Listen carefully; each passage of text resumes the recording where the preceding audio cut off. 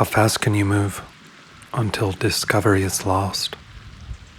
How much slower do we need to travel to really see? How do we slow down but still arrive? And if not rediscover what is missing, at least be aware of what was lost.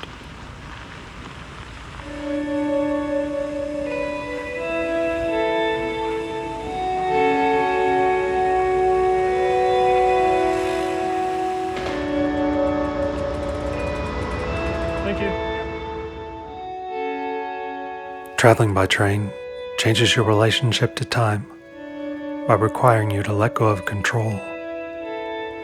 This is at odds with the abrasive ego of transportation entitlement in the US. Consequently, train travel is deprioritized by freight, very slow, and largely unavailable. Our ride was designed with the train in mind, bringing us to the start from opposite directions. In a world that's addicted to speed, deliberately slowing down is often misunderstood. Our transportation network has largely eliminated both ebb and flow and personal responsibility from travel. Convenience became commodified over experience. So much has been sacrificed for it. People's eyes face forward, exhaust retreating behind them into the distance. Leave no trace principles are only mentioned in the context of recreation, and at best it means leaving them somewhere else than you are making them. We live in a nest of contradictions. To navigate this with integrity, which should we accept and which should we resist? How do we travel as part of the earth in a lighter way, not trampling, destroying, or polluting? Oregon is a beautiful place, but with many wounds.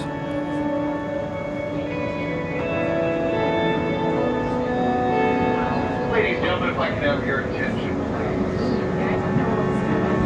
Ladies and gentlemen, this small trail we're going through is Oak Ridge. If you wanted to make any of those last-minute phone calls or texts, go ahead and do so at this time. We're going to start climbing to the Cascade Mountains. If you are already aware of Forest Fires, we do not have any close to the tracks.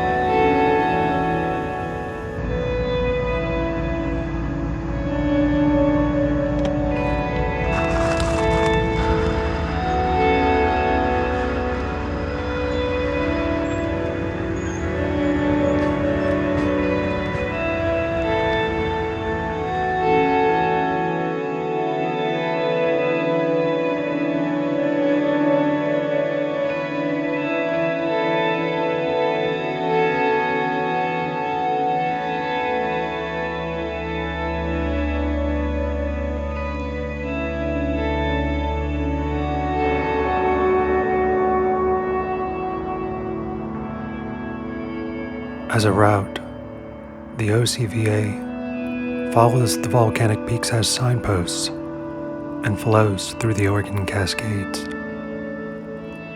The line is diverse and compelling, but also practical and bikeable. When I first created this route in 2019, we rode the 400 miles quickly over 2 days. This time, I wanted to slow down, see what I had overlooked, and allow for space to pause.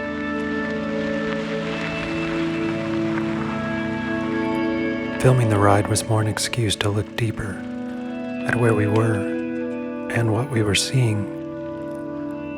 I didn't have a strong sense of if I would ever look at the footage again, or if that even mattered. The ride turned out to be harder than anticipated for a number of reasons.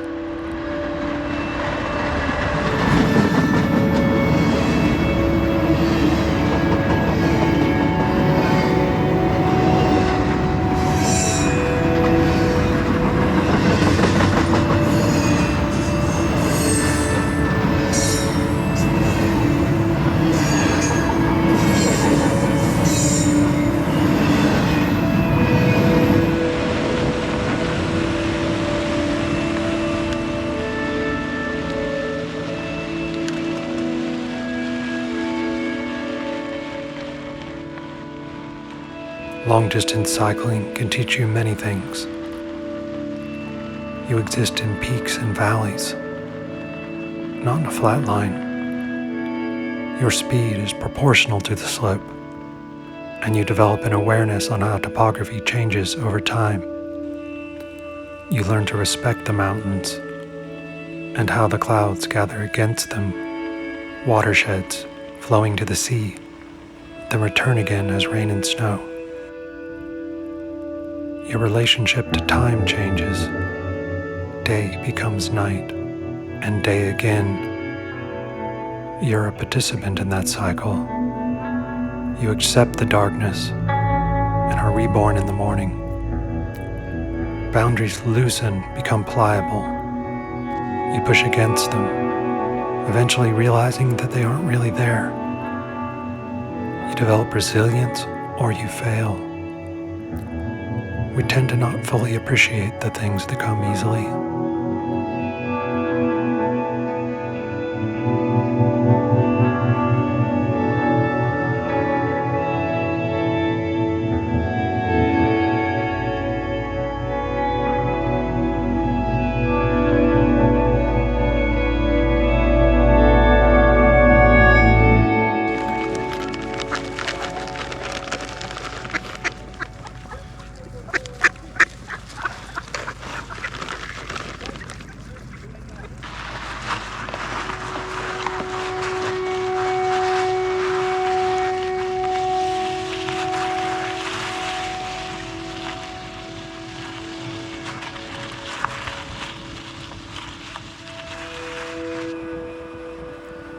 The fire season was persistent this year, and the original route went straight into it. Winter was closing in, but still obscured by the smoke. The rain was coming, but hadn't arrived. We needed a new variation, and headed east to avoid the fire. We crossed the Cascade Passes 3 times over 5 days, and each was an ascent into winter and a descent into autumn. On each crossing, the door closed behind us. It was difficult.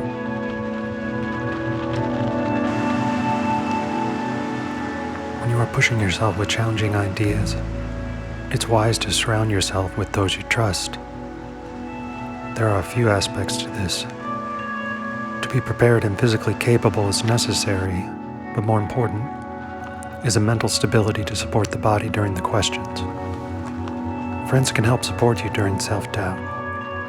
When you're at the bottom, wondering how you're going to continue. Being alone is much harder and more dangerous. For safety, if you can take only one thing with you into the wilderness, I recommend that be a friend.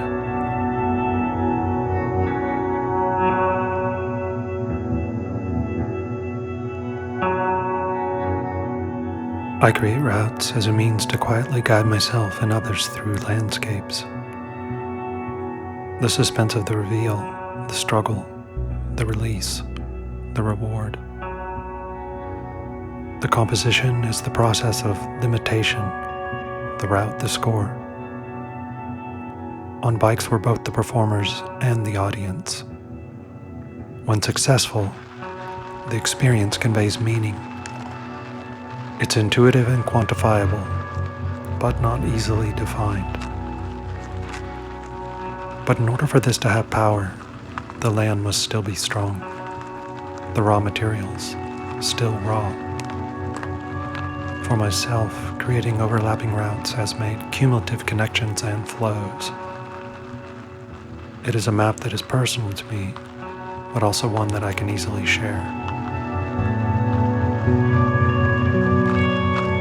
I create music for similar reasons, to share the resonance, to allow the space between thoughts to breathe, and if nothing more, have that be enough. The Northwest is an incredibly rich palette to draw from.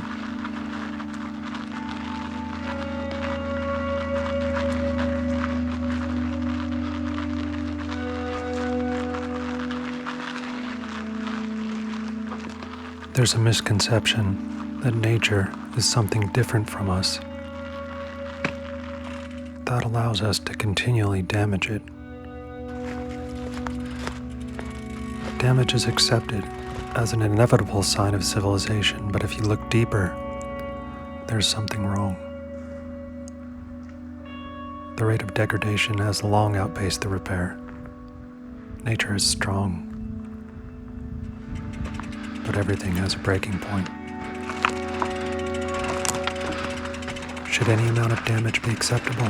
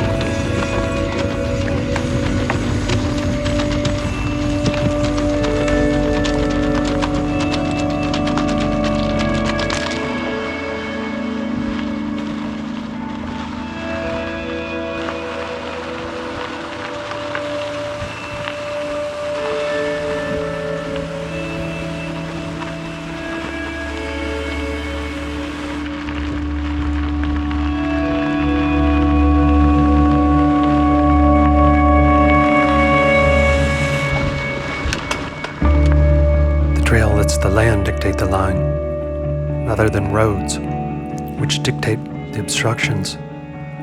We respect what was here before us, not force it into what we think it should be.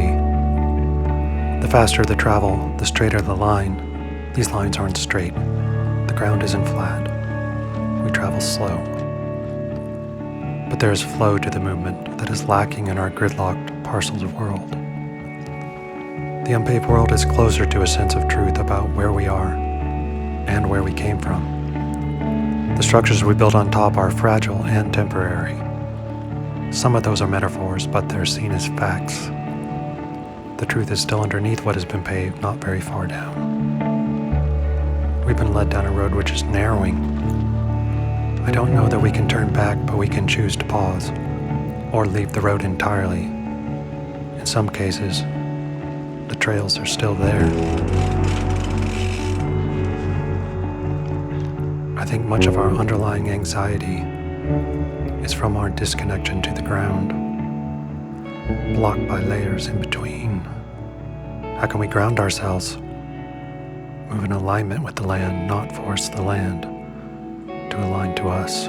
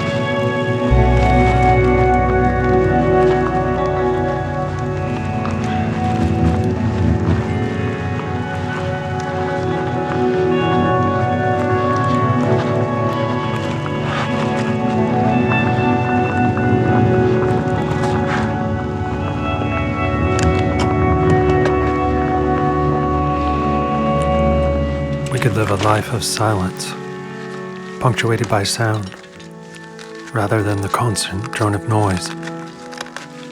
States of mind reflect the state of the world. The noise of society has long been normalized. It wasn't always this way. Machines and engines of industry disrupt ecosystems and deafen us to their pollution. Contaminants are added faster than they can be dispersed. It's the same with us. Our bodies can process the toxins from it until the system is overrun. Then disease sets in. We can become used to anything, even self-destruction. Rather than try to be quieter, we're becoming louder, talking over each other as populations expand, removing mufflers to compensate for not being heard. We aren't listening. Complete silence is as rare as complete darkness. We pollute with light and sound to shield ourselves from difficult truths. If the byproduct of a society is pollution, how can that society be correct in its assumptions? The rivers are dammed.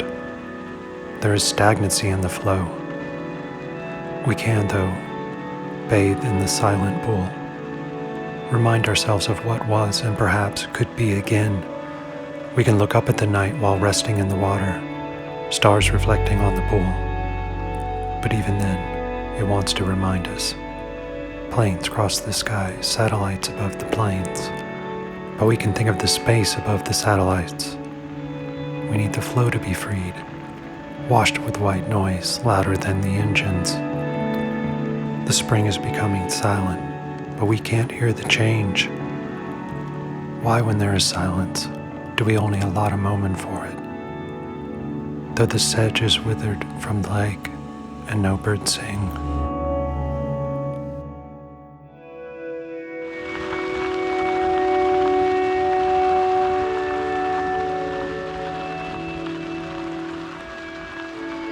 Westward, the course of empire takes its way.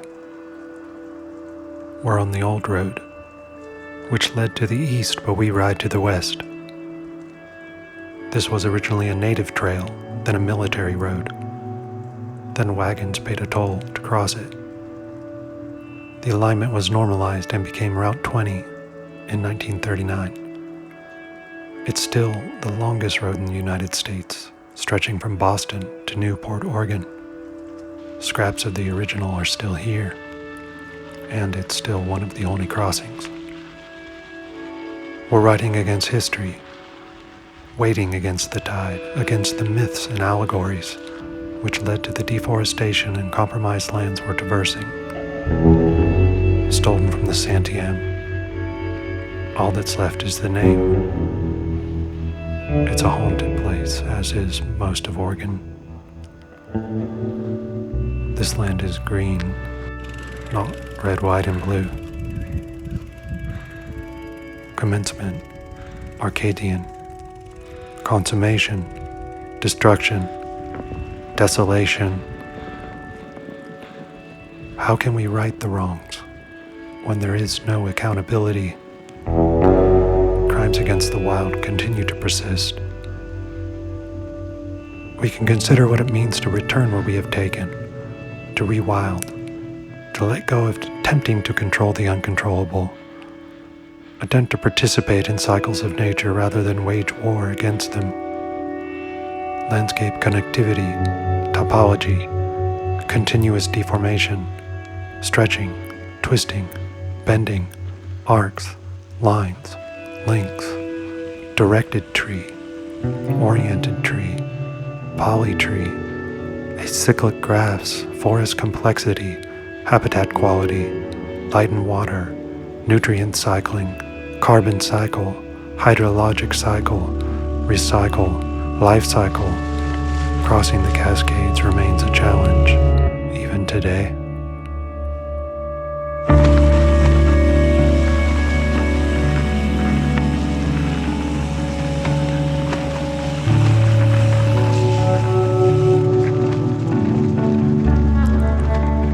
We're back on course, on the western slope. The trees have changed. The ground is soft, the air damp. The fires are behind us. The snow is above us. We're winding the seasons backwards now. Autumn comes after winter when you descend from the mountains.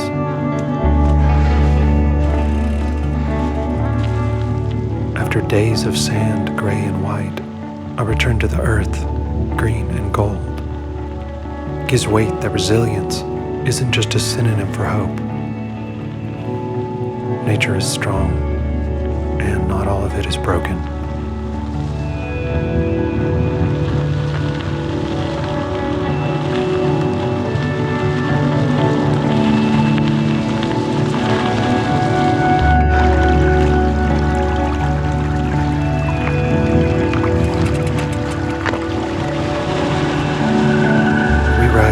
And valleys. Our speed reflects the slope. We understand how topography changes over time. We respect the mountains and how the clouds gather against them, watersheds flowing to the sea, then return again as rain and snow. Grounded in groundwater, the springs flow from cracks in the bedrock, preserved beneath us, preserved above us. These springs fell as rain years ago. It's taken for granted that out of sight they will be continually replenished. We tend to not fully appreciate things that come easily.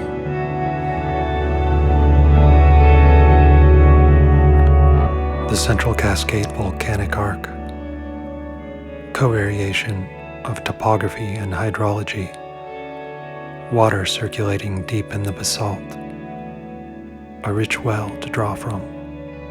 At the top of the range, sourcing all the rivers, the springs flow outward. The watershed flows to the sea.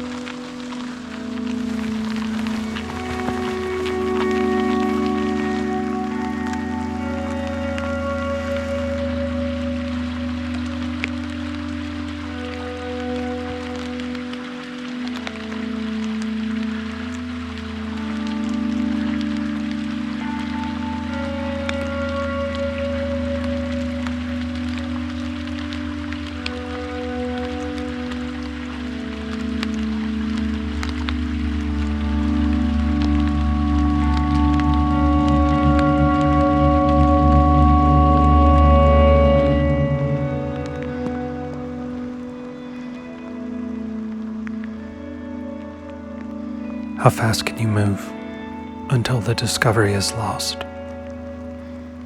How much slower do we need to travel to really see? How do we slow down but still arrive?